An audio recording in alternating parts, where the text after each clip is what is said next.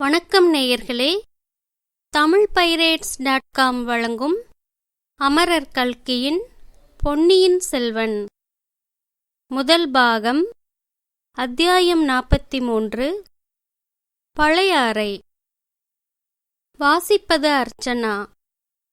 வந்தியத்தேவன் வழியில் பல கஷ்டங்களுக்கு உள்ளாகி பல அபாயங்களுக்கு தப்பி பழையாறை நகருக்கு வந்து சேர்வதற்கு முன்னால் நம்முடன் பழையாறைப்பதிக்கு விஜயம் செய்யும்படி நேயர்களை அழைக்கிறோம். அரிசிலாற்றுக்கு தென்கரையில் நின்று அந்த நகரை பார்ப்போம். அடடா, வெறும் நகரமா இது? தமிழ் தாயின் அழகிய நெற்றியில் தொங்கும் ஆபரணத்தைப் போல அல்லவா விளங்குகிறது. பச்சை மரகதங்களும் சிவந்த இரத்தினங்களும் நீலக் கற்களும் பதித்த நெற்றிச் சுட்டியைப் போல அல்லவா திகழ்கிறது. நதிகளும் ஓடைகளும் தடாகங்களும் கழனிகளும் புது நீர் நிறைந்து ததும்புகின்றன. அவற்றில் பல வர்ண மலர்கள் பூத்து திகழ்கின்றன. தென்னை மரங்களும் புன்னை மரங்களும் குளிர்ச்சியான பசுமையை பரப்புகின்றன. கொன்னை மரங்களின் பொன்வர்ண பூங்கொத்துகள் சரம்சரமாக தொங்குகின்றன. இவ்வளவுக்கும் இடையிடையே விண்முட்டும் மணி மாட மாளிகைகளின் பொற்கலசங்களும் கோயில் கோபுரங்களின் உச்சியிலுள்ள தங்க ஸ்தூபிகளும் ஒளி வீசுகின்றன. அப்பப்பா, பழையாறை என்னும் இந்த ஒரு பெரும் நகரத்துக்குள்ளே எத்தனை சிறிய ஊர்கள்! நந்திபுர விண்ணகரம், திருச்சத்திமுற்றம், பட்டீச்சுரம், அரிச்சந்திரபுரம் முதலிய ஊர்களும் அந்த ஊர்களின் ஆலயங்களும் இந்த பழையாறை என்னும் சோழர் தலைநகரில் அடங்கியுள்ளன. பழையாறையின் 4 திசைகளிலும் வடதளி, கீழ்த்தளி, மேற்றளி, தென்தளி என்னும் 4 சிவனார் கோயில்கள் இருக்கின்றன. போர் வீரர்கள் குடியிருக்கும் ஆரியப்படை வீடு, புதுப்படை வீடு, மணப்படை வீடு, பம்பை படை வீடு ஆகிய 4 வீரபுரிகள் காணப்படுகின்றன. இவ்வளவுக்கும் நடுநாயகமாக சோழ மாளிகை வானளாவும் மணிமாட கூடங்களுடன் விளங்குகிறது. சோழ மாளிகை என்றால் ஒரே மாளிகையா? விஜயாலய சோழருக்கு முன்னால் இது ஒரு தனி மாளிகையாக இருந்தது. பிறகு ஒவ்வொரு அரசகுமாரனுக்கும் ஒவ்வொரு மகாராணிக்கும் பழைய சோழ மாளிகையொட்டி புதிய புதிய மாளிகைகள் எழுந்து நிற்கும் காட்சியை காண்பதற்கு 1000 கண்கள் வேண்டும். வர்ணிப்பதற்கோ 10,000 கவிஞர்களின் கற்பனாசக்தி போதாது. 200 ஆண்டுகளுக்குப் பின்னால் வந்த சேக்கிழார் பெருமான், தேரின் மேவிய செழுமணி வீதிகள் சிறந்து பாரில் நீடிய பெருமை சேர்ப்பதி பழையாறை என்று வர்ணித்தாரென்றால், சுந்தர சோழரின் காலத்தில் இந்த நகர் எவ்வளவு கோலாகலமாயிருந்திருக்கும் என்று ஊகித்துக் கொள்ளலாம். எனினும் நாம் முதலில் இந்த பழம்பெரும் பதிக்கு செல்லும் சமயத்தில் அதை பூரண கோலாகல தோற்றத்துடன் பார்த்து மகிழ முடியவில்லை. சுந்தர சோழ சக்கரவர்த்தி நகரின் சோழ மாளிகையில் வீற்றிருந்த அரசு செலுத்திய காலத்தில் இங்கு வந்து பார்க்க நமக்கு கொடுத்து வைத்திருக்கவில்லை. சக்கரவர்த்தி நோய்வாய்ப்பட்டு தஞ்சை மாநகர் சென்ற பிறகு வெளிநாடுகளிலிருந்து சிற்றரசர்களும் ராஜ தூதர்களும் மந்திரி பிரதானிகளும் சேனாதிபதிகளும் இங்கு வருவது நின்று போயிற்று. அவர்களுடன் வழக்கமாக வரும் பரிவாரங்கள் கூட்டமும் குறைந்துவிட்டது. 4 படை வீடுகளிலும் வசித்த போர் வீரர்களின் பாதி பேர் இப்போது ஈழ நாட்டு போர்க்களங்களில் தமிழர் வீரத்தை நிலைநாட்டிக் கொண்டிருந்தார்கள். மற்றவர்களில் ஒரு பகுதியார் வடதிசை எல்லையிலும் இன்னொரு பகுதியினர் மதுரையிலும் இருந்தார்கள். எனவே படை வீட்டு பகுதிகளில் இப்போது பெரும்பாலும் வயோதிகர்களும் பெண்மணிகளும் சிறுவர் சிறுமிகளுமே காணப்பட்டார்கள். மழவர்பாடியில் வாழ்ந்து வந்த வேளக்கார படையினர் தத்தம் குடும்பங்களோடு தஞ்சைக்கு சென்றுவிட்டபடியால் நகரின் அப்பகுதியானது பூட்டப்பட்ட வீடுகளுடன் வெறிச்சென்று இருந்தது. இராஜாங்க காரியங்களை நடத்தி வந்த அமைச்சர்கள், சாமந்தகர்கள், அதிகாரிகள் அனைவரும் தத்தம் குடும்பத்தோடு தஞ்சைபுரிக்கு சென்று விட்டார்கள். இப்படியெல்லாம் இருந்த போதிலும் பழையாறை வீதிகளில் கூட்டத்துக்கும் கலகலப்புக்கும் குறைவில்லை. இப்போது அவ்வீதிகளில் பெரும்பாலும் ஆலய ஸ்தபதிகள், சிற்பக் கலைஞர்கள், சிவனடியார்கள், தேவார ஓதுவார்கள், அரண்மனை ஊழியர்கள், ஆலய பணியாளர்கள், கோயில்களில் சுவாமி தரிசனம் செய்யவும் திருவிழா காட்சி பார்க்கவும் வெளியூர்களிலிருந்து வரும் ஜனங்கள் ஆகியோர் அதிகமாக சஞ்சரித்துக் கொண்டிருந்தார்கள். இன்றைக்கு ஏதோ திருவிழா போல காண்கிறது. வீதிகளில் அழகிய ஆடை ஆபரணங்கள் அணிந்து ஆடவரும் பெண்டிரும் சிறுவர் சிறுமிகளும் உலாவி வருகின்றனர். தெருமுனைகளில் ஆங்காங்கு ஜனங்கள் கும்பல் கூடி நிற்கின்றனர். அக்கும்பல்களுக்கு மத்தியில் ஏதேதோ வேடம் புனைந்தவர்கள் நின்று ஆடிப்பாடுகிறார்களே, சற்று கவனித்து பார்க்கலாம். ஆம், இவர்கள் கிருஷ்ணனைப் போலவும் கோபாலர்களைப் போலவும் அல்லவா வேடம் புனைந்திருக்கிறார்கள். இந்த கூட்டத்துக்கு நடுவில் ஒரு கிருஷ்ணர் ஒரு மலையை தூக்கி கொண்டு நிற்கிறாரே, அவரை தேவராஜனாகிய இந்திரன் வந்து வணங்குகிறானே. இன்னொரு கூட்டத்தின் நடுவில் கிருஷ்ணனை 4 முகங்கள் உள்ள பிரம்மதேவர் வந்து தோத்திரித்து வணங்குகிறாரே. ஆகா, இப்போது தெரிகிறது. இன்று ஸ்ரீ ஜெயந்தி, கண்ணன் பிறந்த நாள். அந்த விழாவைத்தான் ஜனங்கள் இவ்வளவு குதூகலமாக கொண்டாடுகிறார்கள். அங்கேயே உரியடி திருநாள் நடைபெறுகிறது. மஞ்சள் நீரை வாரி இறைக்கிறார்கள். நந்திபுர விண்ணகரத்து பெருமாள் கோயிலைச் சுற்றி இந்த திருவிழா கொண்டாட்டங்கள் அதிகமாக நடைபெறுகின்றன. இது என்ன? கண்டேன் கண்டேன் கண்டேன், கண்ணுக்கினி என கண்டேன் என்று பாடுவது யார்? தெரிந்த குரலாயிருக்கிறதே. இதோ நமது பழைய சிநேகிதர் ஆழ்வார்க்கடியார் நம்பி சாக்சாத்காரமாக நிற்கிறார், நின்று பாடுகிறார். அவரை சுற்றிலும் ஒரு கும்பல் கூடுகிறது. சிலர் பக்தி சிரத்தையுடன் கேட்கிறார்கள். வேறு சிலர் எகத்தாளம் பண்ண தொடங்குகிறார்கள்.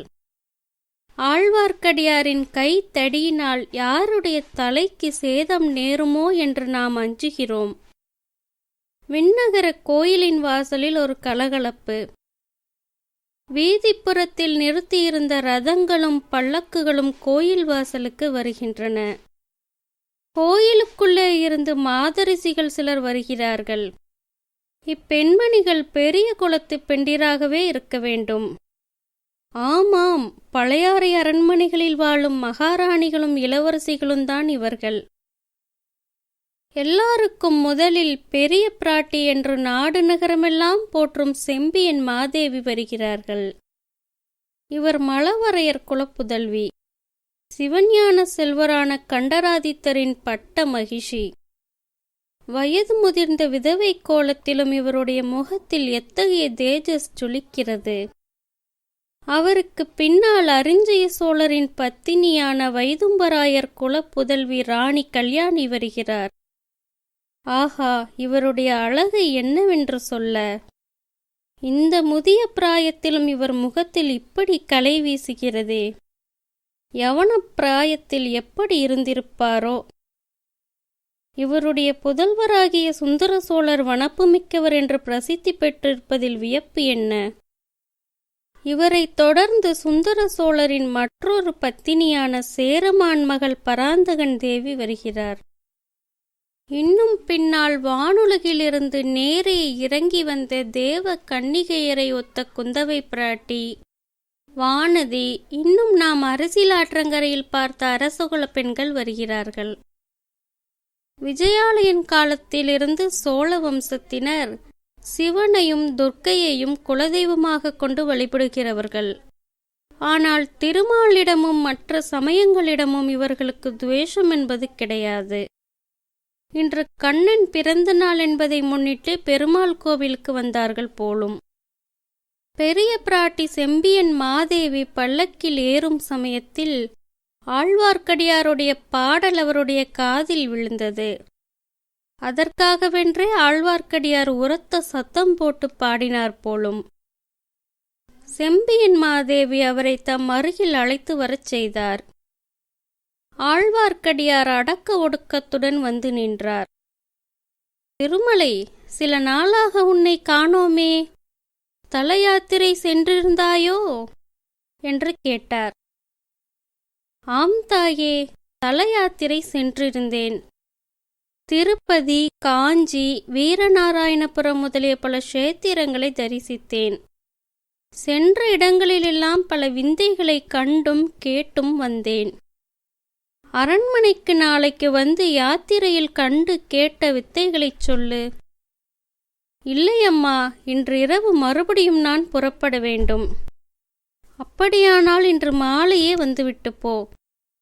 வருகிறேன் தாயே, தங்கள் சித்தம் என் பாக்கியம். பல்லக்குகள், ரதங்கள் எல்லாம் புறப்பட்டு அரண்மனைக்கு விரைந்து சென்றன. குந்தவை பிராட்டி ஆழ்வார்க்கடியாரை சுட்டிக்காட்டி ஏதோ கூற, மற்ற அரசிலங்குமரிகள் கலீர் என்று சிரித்தார்கள். சிரிப்புக்கு காரணம் கண்டறிய ஆழ்வார்க்கடியார் அந்த பக்கத்தை நோக்கினார். குந்தவை பிராட்டியின் கண்கள் ஆழ்வார்க்கடியாருடன் ஏதோ சங்கேத பாஷையில் பேசின. ஆழ்வார்க்கடியார் அச்செய்தியை அறிந்து கொண்டதற்கு அறிகுறியாக தலைவணங்கினார். சோழ மாளிகைகளிலே செம்பியன் மாதேவி வசித்த மாளிகை நடுநாயகமாக இருந்தது. அதன் சபா மண்டபத்தில் பொன்னால் செய்து நவரத்தினங்கள் இழைத்த சிம்மாசனத்தில் அந்த பெருமூதாட்டி அமர்ந்திருந்தார். காரைக்கால் அம்மையார், திலகவதியார் முதலான பரமசிவ பக்தர்களின் வழித்தோன்றிய பெண்மணி வெண் பட்டாடை உடுத்தி விபூதியும் ருத்ராட்ச மாலையும் தரித்து வேறு எவ்வித ஆபரணங்களும் பூணாமல் அளவற்ற செல்வங்களுக்கு இடையில் அஷ்ட ஐஸ்வர்யங்களுக்கு மத்தியில் வைராக்கிய சீலராக வாழ முடியும் என்பதை நிரூபித்துக் கொண்டிருந்தாள். தலையில் மணிமகுடமும் வேறு ஆபரணங்களும் அணியாதிருந்த போதிலும் அவருடைய கம்பீர தோற்றமும் சுயம் பிரகாசமான முகமும் அரச குலத்தில் பிறந்து அரச குலத்தில் புகுந்த அரசர்க்கரசி என்பதை புலப்படுத்தின. சோழ அரச குடும்பத்தைச் சேர்ந்தவர்கள் அத்தனை பேரும் விதிவிலக்கின்றி இந்த பெருமூதாட்டியை தெய்வமாக மதித்து பாராட்டி கொண்டாடி அவருடைய விருப்பத்துக்கு மாறாக எதுவும் சொல்லாமல் நடந்து வந்ததில் யாதொரு வியப்பும் இல்லை என்றே நினைக்கத் தோன்றும். ஆயினும் அத்தகைய பய பக்தி மரியாதைக்கு இப்போது ஒரு களங்கம் ஏற்பட்டிருந்தது. அந்த பெண் அரசியின் புதல்வர் மதுராந்தகத்தேவர் அன்னையின் கருத்துக்கு மாறாக அவருடைய கட்டளையை மீறி பழுவேட்டரையர் குலத்தில் மனம் புரிந்து கொண்டார். அது மட்டுமன்றி சோழ சிம்மாசனத்துக்கு அவர் ஆசைப்படுகிறார் என்ற செய்தியும் பராபரியாக வந்து செம்பியன் மாதேவியின் காதில் விழுந்து அவருக்கு சிறிது மனக்கவலையை ஏற்படுத்தியிருந்தது. செம்பியன் மாதேவியின் அரண்மனை முற்றத்திலும் சபா மண்டபத்திலும் சிற்பிகளின் கூட்டமும் தேவாரப் பாடகர்களின் கோஷ்டியும் ஜே ஜே என்று எப்போதும் கூடியிருப்பது வழக்கம். தூர தூர தேசங்களிலிருந்து சிவனடியார்களும் தமிழ் புலவர்களும் அடிக்கடி வந்து பரிசில்கள் பெற்று போவது வழக்கம். சிவபூஜை பிரசாதம் கொண்டு வரும் அர்ச்சகர்களின் கூட்டமும் அதிகமாகவே இருக்கும். அன்றைக்கு திருமுதுகுன்றம், தென் குரங்காடுதுறை, திருமலப்பாடி முதலிய ஊர்களிலிருந்து சிற்பிகளும் சிவபக்தர்களும் வந்து தத்தம் ஊர்களில் கோயில்களில் கருங்கல் திருப்பணி செய்வதற்கு மகாராணியின் உதவியை கோரினார்கள். கோயில்களை எந்தெந்த ஊர்களில் என்ன முறையில் கட்ட உத்தேசம் என்பதற்கு சித்திரங்களும் பொம்மை கோயில்களும் கொண்டு வந்திருந்தார்கள். முதல் 2 கோயில்களின் திருப்பணியை செய்ய உதவியளிப்பதாக சொல்லிவிட்டு, மலப்பாடியா, எந்த மலப்பாடி என்று பெரிய பிராட்டி கேட்டார். சுந்தரமூர்த்தி சுவாமிகளை குரல் கொடுத்து அழைத்து பாடல் பெற்றாரே, அந்த பெருமான் வீற்றிருக்கும் மழப்பாடிதான் என்று அந்த ஊர்க்காரர் சொன்னார். அது என்ன சம்பவம் என்று மழவரையரின் செல்வி கேட்க மழப்பாடிக்காரர் கூறினார். சுந்தரமூர்த்தி சுவாமிகள் சோழ நாட்டு ஸ்தலங்களுக்கு யாத்திரை செய்து கொண்டிருந்த போது ஒரு நதியை கடக்க வேண்டியதாய் இருந்தது. நதியை தாண்டி அப்பால் செல்லத் தொடங்கினார். அப்போது, சுந்தரம், என்னை மறந்தாயோ என்று ஒரு குரல் கேட்டது. சுந்தரமூர்த்தி திடுக்கிட்டார். அது தம்மை ஆட்கொண்ட இறைவனுடைய குரல் என்பதை உணர்ந்தார். பக்கத்தில் இருந்த சீடர்களை பார்த்து, இங்கே சமீபத்தில் எங்கேயாவது சிவன் கோயில் இருக்கிறதா என்று கேட்டார். ஆம் சுவாமி, அந்த கொன்னை மரங்களின் மறைவில் மழப்பாடி கிராமத்து சிவன் கோயில் இருக்கிறது என்று சீடர்கள் சொன்னார்கள். உடனே சுந்தரமூர்த்தி அங்கே சென்றார். பூத்து குலுங்கிய கொன்னை மரங்களின் மறைவில் ஒரு சிறிய கோவில் இருந்தது. சுந்தரமூர்த்தி அங்கே சென்று சுவாமி தரிசனம் செய்துவிட்டு மனமுருகி பாடினார். அன்றொரு நாள் தன்னை தடுத்து ஆட்கொண்டது போல இன்றைக்கு தன்னை கூப்பிட்டு அருள் புரிந்த கருணைத்திறனை வியந்தார். சுவாமி, தங்களை நான் மறந்து விடுவேனா? என்ன கேள்வி கேட்டீர்கள்?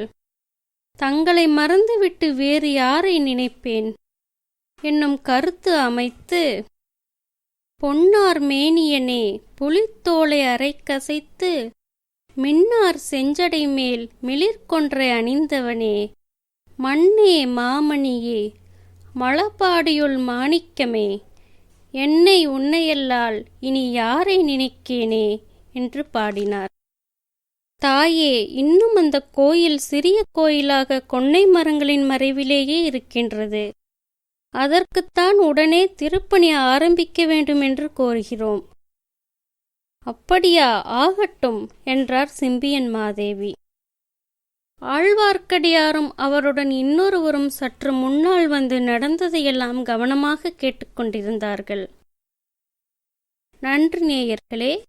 மீண்டும் அடுத்த அத்தியாயத்தில் சந்திப்போம்.